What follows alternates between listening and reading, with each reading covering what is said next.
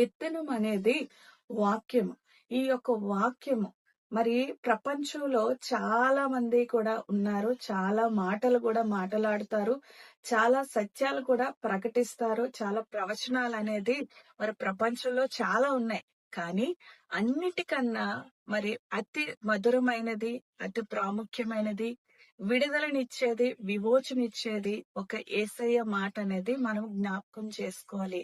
కష్టములో, బాధలో, ఇబ్బందిలో మరి ఎటువంటి కూడా మనకి మరి ఎవ్వరు కూడా మరి సహాయం లేనప్పుడు, సహాయం చేయలేనప్పుడు, మనకి అంధకారములో ఉన్నప్పుడు, ఏమీ కూడా మనకి ఉపయోగకరమైన వారు ఎవ్వరూ లేనప్పుడు మనకి ఏం ఏం జరుగుతుందంటే, ఈ యొక్క మాట, యేసు యొక్క మాట మనల్ని ఆదరిస్తుంది. ఈ మాటను మనం గమనించాలి. ఎందుకు ఇంత ఖచ్చితంగా మనం చెప్తున్నామంటే, యేసు ప్రభు